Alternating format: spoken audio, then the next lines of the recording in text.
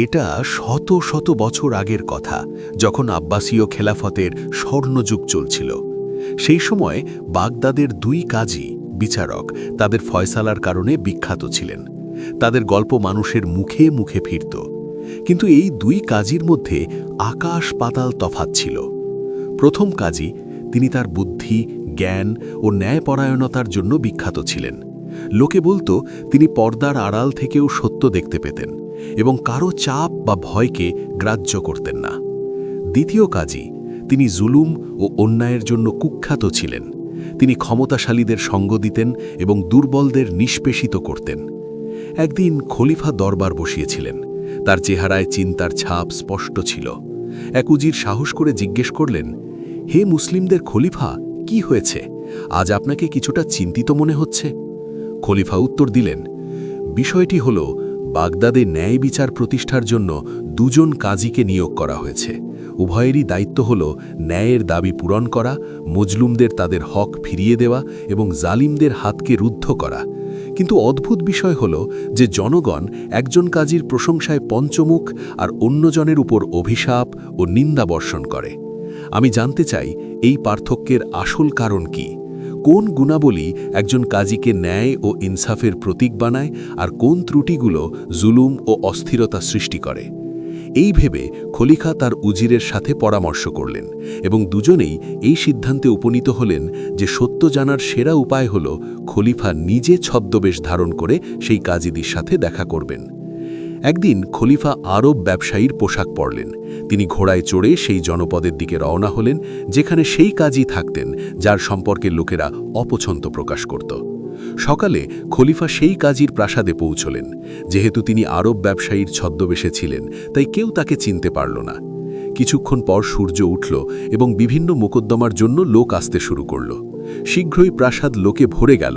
যখন ফৌজদারেরাও এসে গেল, তখন কাজীকে জানানো হলো যে সবাই প্রস্তুত। কাজী তার কক্ষ থেকে বের হলেন। তার চালচলনে ঔদ্ধত্য এবং চেহারায় অহংকার স্পষ্ট ফুটে উঠছিল। সমস্ত ফৌজদার সম্মানসূচক হাত বেঁধে দাঁড়িয়েছিল। কাজী কঠোর স্বরে জিজ্ঞেস করলেন, তোমরা কি কোনো অপরাধীকে এনেছ? উত্তর এলো, হুজুর, ৩ জন যুবক উপস্থিত আছে। কাজী তাদের অবিলম্বে পেশ করার আদেশ দিলেন। এ কথা শোনামাত্রই ফৌজদারেরা ৩ জন যুবককে টেনে হিঁচড়ে নিয়ে এলো। কাজী তাদের দিকে তাকিয়ে ক্রোধে জ্বলে উঠলেন। তিনি বললেন, আমি কতদিন ধরে এই হতভাগাদের খুঁজছি। এরা সবাই শহরের ফাসাদ সৃষ্টিকারী এবং ফিতনা সৃষ্টিকারী। খারাপ কাজে এদের কোনো তুলনা নেই। এদের মাথা উড়িয়ে দেওয়া উচিত। এই লোকেরা সমাজে বিশৃঙ্খলা ছড়ানো ছাড়া আর কিছুই করে না। আজ যখন তারা আমার হাতে এসেছে, তখন আমি তাদের দৃষ্টান্তমূলক শাস্তি দেব। কাজী উচ্চস্বরে আদেশ দিলেন, তাদেরকে মাটিতে শুইয়ে দাও, মাথা ও পা শক্ত করে ধরে রাখো, আর প্রত্যেককে ৪০টি করে কষাঘাত দাও। শাস্তি শেষ হবার পর কাজী আবার আদেশ দিলেন, এখন এই ৩ জনকে কারাগারে ঢুকিয়ে দাও। কাজীর এই পদক্ষেপ যখন শেষ হতে যাচ্ছিল, ঠিক তখনই বাগদাদের ৫০-এরও বেশি সম্মানিত ও বিশ্বস্ত ব্যক্তি প্রাসাদে প্রবেশ করলেন। তাদের মধ্যে প্রবীণ আলেম ও বিখ্যাত ব্যবসায়ীরাও ছিলেন। সবাই একসঙ্গে সাক্ষ্য দিলেন যে এই যুবকেরা শুধু নির্দোষী নয়, বরং তাদের চরিত্র ও ব্যবহারও অত্যন্ত পবিত্র। তারা বললেন, হুজুর, এই যুবকেরা নিরপরাধ। আপনার ফৌজদারেরা ভুল বোঝাবুঝির কারণে তাদের গ্রেপ্তার করেছে। দয়া করে তাদের অবিলম্বে মুক্তি দিন। কিন্তু কাজী তার জিদ, অহংকার ও কঠোরতায় অটল ছিলেন। তিনি কারও কথা শুনলেন না এবং অহংকার করে বললেন, আমি আমার সিদ্ধান্ত পরিবর্তন করতে পারি না। তাদের অবিলম্বে কারাগারে নিয়ে যাও। এই বলে তিনি যে দম্ভ ও আত্মম্ভরিতা নিয়ে এসেছিলেন, তা নিয়েই আবার নিজের ঘরে ফিরে গেলেন। এই দৃশ্য দেখে খলিফার মন দুঃখ ও আফসোসে ভরে গেল। কাজীর এই অন্যায়ে তার রাগও হয়েছিল, কিন্তু তিনি ধৈর্য ধরলেন এবং চুপচাপ দরবারের দিকে ফিরে গেলেন। পরের দিন খলিফা আবার তার ব্যবসায়ীর ছদ্মবেশ ধারণ করলেন। ঘোড়ায় চড়লেন এবং সেই জনপদের দিকে গেলেন যেখানে সেই কাজী থাকতেন যিনি তার সততা ও ন্যায়পরায়ণতার জন্য বিখ্যাত ছিলেন। দীর্ঘ সফরের পর যখন তিনি শহরের দরজার কাছে পৌঁছলেন, তখন তিনি একজন খোড়া ফকিরকে দেখলেন।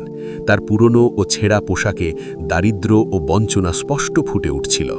খলিফা সেই ফকিরের অবস্থা দেখে দয়া করলেন।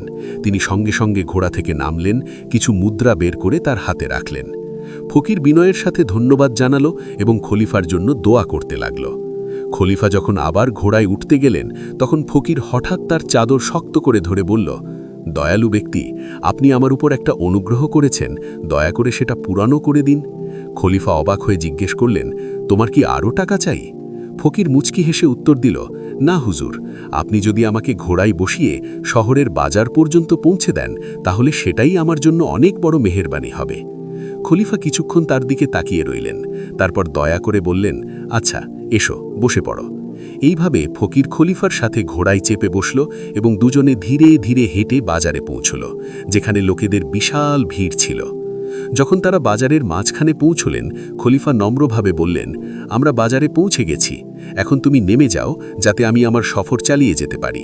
কিন্তু ফকির নামার বদলে খলিফার দিকে অর্থপূর্ণ দৃষ্টিতে তাকিয়ে বলল, আমি কি আমার ঘোড়া থেকে নেমে যাব? এটা তো হতেই পারে না। খলিফা অবাক হয়ে বললেন, এসব কি বলছো তুমি? এই ঘোড়া তো আমার, তুমি তো এইমাত্র আমার সাথে উঠেছ।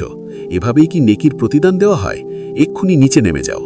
তখন ফকির জোরে চিৎকার করল এবং লোকজনকে বলতে লাগল, এই লোকটা আমার দুর্বলতার সুযোগ নিয়ে আমার ঘোড়া চুরি করে নিতে চাইছে। এই শুনে লোক জড়ো হয়ে গেল এবং খলিফার সমালোচনা করতে শুরু করল। তাদের চোখে খলিফা ছিল একজন জবরদস্তিকারী, যে একজন গরিবের কাছ থেকে তার ঘোড়া ছিনিয়ে নেওয়ার চেষ্টা করছে। খলিফা সবাইকে বোঝানোর যথেষ্ট চেষ্টা করলেন এবং কসম খেলেন যে ঘোড়াটি সত্যিই তার। কিন্তু একজন ব্যঙ্গাত্মকভাবে বলল, সব চোরই আপনার মতো কসম খায়। খলিফা লোকজনের তিক্ত কথা শুনলেন, কিন্তু ধৈর্য ধরলেন এবং নিজেকে শান্ত রাখলেন। তারপর একজন লোক এগিয়ে এসে বলল, যদি তোমরা দুজন ঘোড়া নিয়ে ঝগড়া করছো তাহলে কাজীর কাছে যাও, তিনিই আসল মালিকের ফয়সালা করতে পারেন এবং সত্যকে সামনে আনবেন। খলিফা সঙ্গে সঙ্গে বললেন, ঠিক আছে, আমি কাজীর কাছে যেতে প্রস্তুত, আমাকে রাস্তা দেখাও। ফকিরও অহংকার করে বলল, আমিও কাজীর কাছে যাব, যাতে তিনি আমার ঘোড়া আমাকে ফিরিয়ে দেন। আমি নিশ্চিত যে কাজী একজন ফকিরের কথা সঙ্গে সঙ্গে শুনবেন এবং ইনসাফ করবেন। খলিফা ঘোড়াটিকে এগিয়ে নিয়ে চললেন, আর ঘোড়া ফকির তখনও তার পেছনে বসেছিল। যখন তারা বাজারের শেষ প্রান্তে পৌঁছলেন, খলিফা দেখলেন যে একজন দুধওয়ালা একজন ক্রেতার হাত শক্ত করে ধরে রেখেছে। ক্রেতার হাতে মুদ্রা মুষ্টিবদ্ধ ছিল এবং সে ব্যথায় চিৎকার করছিল। চারপাশে লোকের ভিড় জমেছিল। ক্রেতা চিৎকার করে বলল, আমার হাত ছেড়ে দাও, তুমি আমাকে কষ্ট দিচ্ছ। দুধওয়ালা রাগের সঙ্গে উত্তর দিল, আমি তোমার হাত ছাড়ব না যতক্ষণ না তুমি আমার টাকা ফেরত দিচ্ছ। ক্রেতা কাঁদতে কাঁদতে বলল, এগুলো আমার নিজের টাকা, আমার হাত ছেড়ে দাও, এটা ভেঙে যাবে। খলিফা তাদের কাছে গেলেন এবং ঘটনার সত্যতা জানতে চাইলেন। দুধওয়ালা বলল, এই লোকটা আমার কাছে ঘি কিনতে এসেছিল, আমি তাকে এক পাত্র ঘি দিয়েছিলাম। তারপর সে আমাকে বলল 10 দিনারের মুদ্রা ছোট মুদ্রায় ভেঙে দিতে। যেই আমি থলি খুললাম, সে আমার সব টাকা ছিনিয়ে নেওয়ার চেষ্টা করল এবং পালাতে শুরু করল, কিন্তু আমি সঙ্গে সঙ্গে তার হাত ধরে ফেললাম। এ কথা শুনে ক্রেতা বলল, না, এই লোকটা মিথ্যে বলছে, আমি তো ঘিয়ের দাম দেওয়ার জন্য নিজের থলি থেকে মুদ্রা বের করেছিলাম, কিন্তু উল্টো সে আমার টাকা ছিনিয়ে নেওয়ার চেষ্টা করল। লোকেরা দুজনের কথা শুনে বিস্ময় প্রকাশ করল। একজন বলল, আমরা বলতে পারছি না তোমাদের দুজনের মধ্যে কে জালিম আর কে মাজলুম। এর চেয়ে ভালো যে তোমরা কাজী হারুনের কাছে যাও, যাতে তিনি ইনসাফপূর্ণ ফয়সালা করেন। খলিফা বললেন, আচ্ছা, আমরাও কাজীর কাছেই যাচ্ছি, তোমরা দুজনও আমাদের সাথে চলো, যাতে ফয়সালা একই জায়গায় হয়ে যায়। তারা 4 জন কাজীর দরবারের দিকে রওনা হলেন।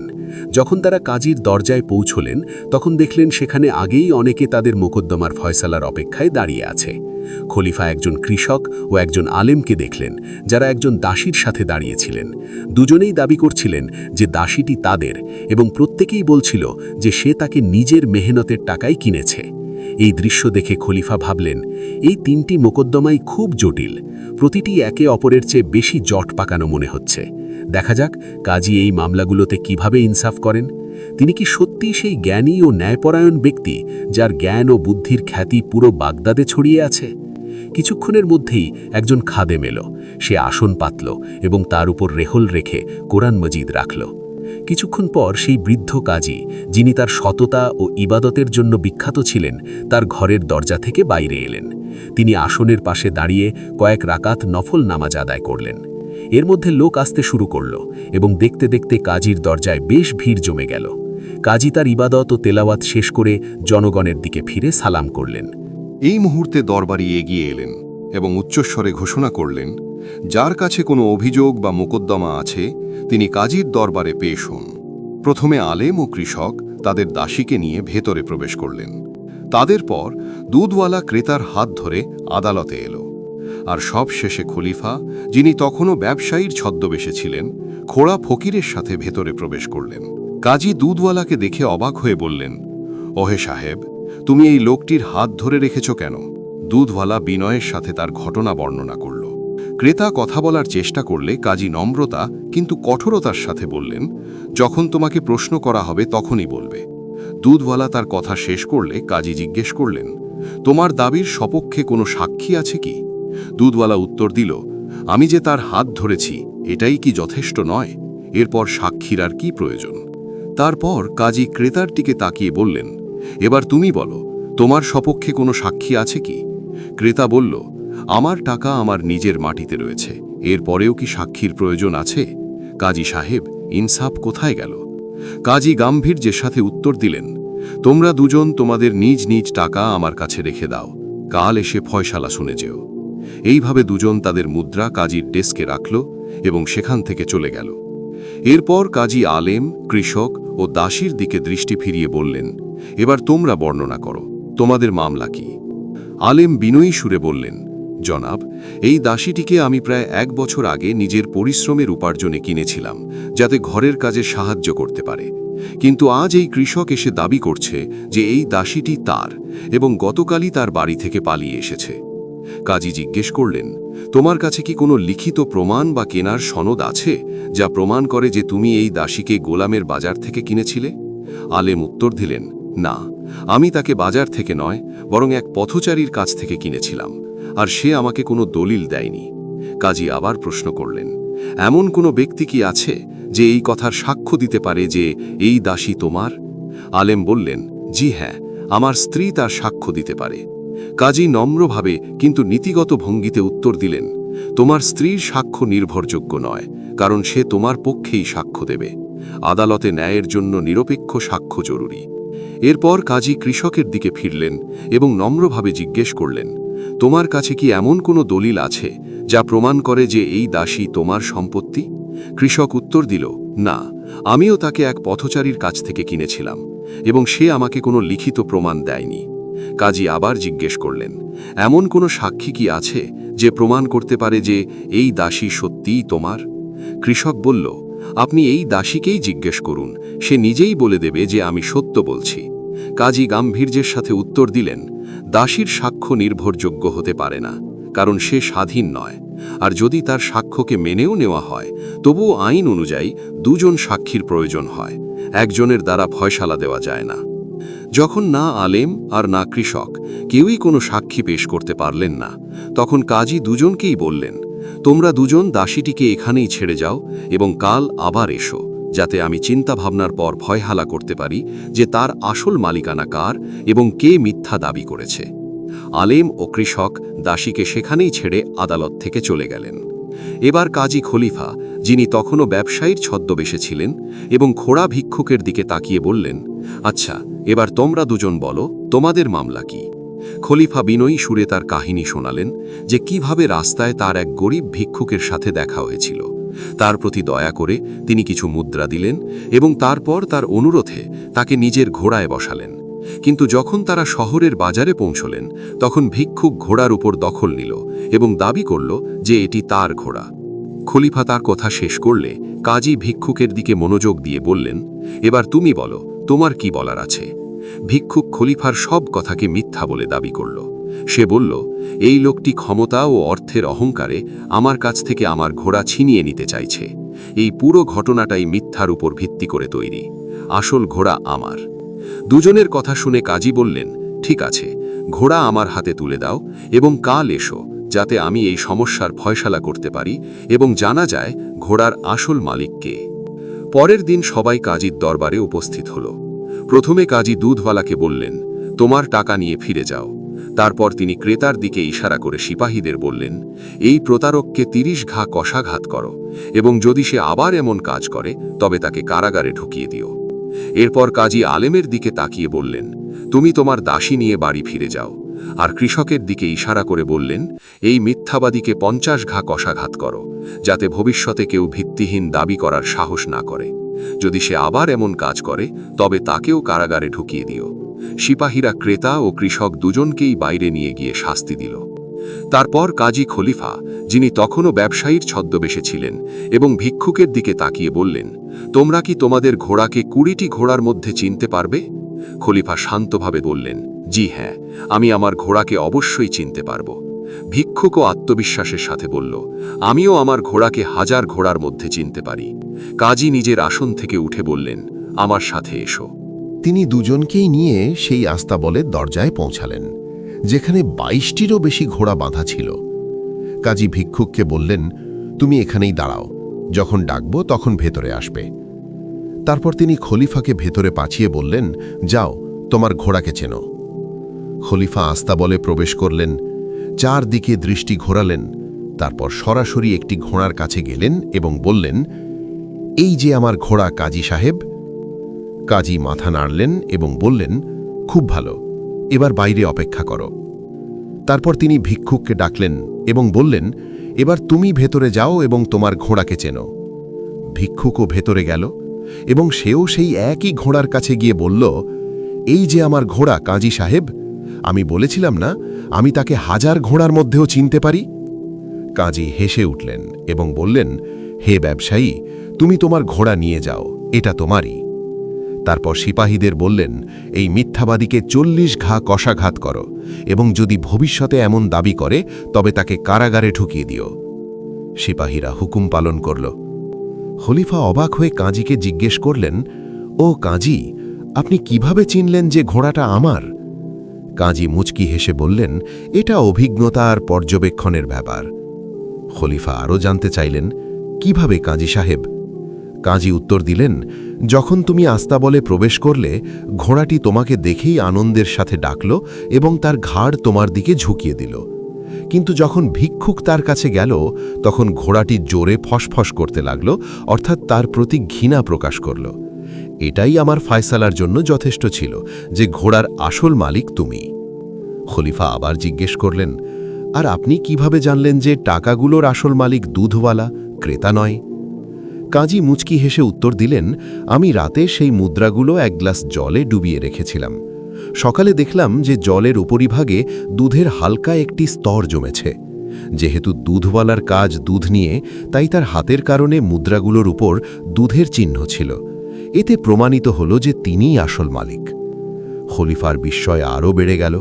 তিনি কাজীকে জিজ্ঞেস করলেন, আপনি কিভাবে চিনলেন যে দাসীটির আসল মালিক আলেম, কৃষক নয়? কাজী অত্যন্ত মর্যাদার সাথে উত্তর দিলেন, এটিও অভিজ্ঞতা ও পর্যবেক্ষণের ফল। আমি সকালে দাসীটিকে ডেকে বললাম যে আমার জন্য দোয়াত অর্থাৎ কালির পাত্র প্রস্তুত করো। তারপর আমি আমার স্ত্রীকে বললাম যেন দূর থেকে তার কাজ করার ধরন ও পদ্ধতির উপর লক্ষ্য রাখে। দাসীটি দোয়াতকে খুব পরিষ্কার করে ধুয়ে ফেলল, সেটাকে শুকিয়ে নিল, তারপর পরিপাটি করে কালি ভরল এবং এক ফোঁটা কালিও মাটিতে পড়তে দিল না। এতে আমার আন্দাজ হল যে এই মেয়েটি জ্ঞান ও কিতাবতের কাজের সাথে পরিচিত, অর্থাৎ নিশ্চিতভাবেই সে আলেমের ঘরের প্রতিপালিত, কৃষকের ঘরের নয়। এই কথা শুনে খলিফার মুখে হাসি ফুটে উঠল। তিনি আনন্দের সাথে বললেন, সত্যিই আপনি সেই কাজী যিনি প্রজ্ঞা, দূরদর্শিতা, অভিজ্ঞতা এবং চমৎকার পর্যবেক্ষণের মাধ্যমে ন্যায় প্রতিষ্ঠা করেন।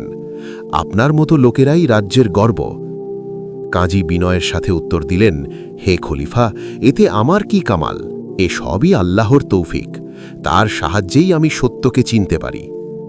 এ কথা শুনে খলিফা নিজের আসল পরিচয় প্রকাশ করলেন এবং বললেন, আমি এই সালতানাতের খলিফা। খলিফা নিজের পরিচয় প্রকাশ করার পর দরবারে উপস্থিত সবাই বিস্ময়ে অভিভূত হয়ে পড়ল। কাজী প্রথমে হতবাক হয়ে পড়ল, তারপর দ্রুত উঠে দাঁড়ালেন এবং বিনয়ের সাথে সালাম করলেন। তিনি বললেন, হে আমিরুল মুমিনিন, আমি তো জানতামই না আপনি ছদ্মবেশে এসেছেন। যদি কোনো ত্রুটি হয়ে থাকে দয়া করে ক্ষমা করবেন। খলিফা তার দিকে স্নেহভরা দৃষ্টিতে তাকিয়ে বললেন, না কাজী সাহেব, আজ আমি নিজের চোখে দেখেছি আপনার ন্যায়পরায়ণতা, ধৈর্য, প্রজ্ঞা ও দূরদর্শিতা। আপনি সত্যিই ইনসাফের প্রতীক। আপনার মতো লোকেরাই রাজ্যের শান্তি ও নিরাপত্তা রক্ষা করে। তারপর খলিফা দরবারীদের দিকে তাকিয়ে দৃঢ় কণ্ঠে ঘোষণা করলেন, শুনে রাখো, আজ আমি এই ন্যায়পরায়ণ কাজীকে বাগদাদের প্রধান কাজী হিসেবে নিয়োগ করছি। আর যে কাজী অত্যাচার করেছে, অহংকারে অন্ধ হয়ে মজলুমদের উপর জুলুম চালিয়েছে, আমি তাকে তার পদ থেকে অপসারণ করছি এবং তার বিরুদ্ধে তদন্তের নির্দেশ দিচ্ছি। এই ঘোষণা শুনে দরবার কেঁপে উঠল। লোকেরা তাকবীর ধ্বনি তুলল, আল্লাহু আকবার। সেদিন পুরো বাগদাদে আলোচনা ছিল। একজন জালিম কাজীর পতন, একজন ন্যায়পরায়ণ কাজীর মর্যাদা প্রতিষ্ঠা, আর খলিফার প্রজ্ঞার প্রশংসা। সেদিন থেকে বাগদাদের মানুষ দীর্ঘদিন ধরে এই গল্প বলতে লাগল, কিভাবে এক নেক কাজীর জ্ঞান, পর্যবেক্ষণ আর ঈমান রাজ্যকে শান্তি দিয়েছিল, আর কিভাবে এক জালিম কাজী তার অহংকারের কারণে ধ্বংস হয়ে গেল। গল্পের শিক্ষা, অন্যায় কখনো টিকে থাকে না।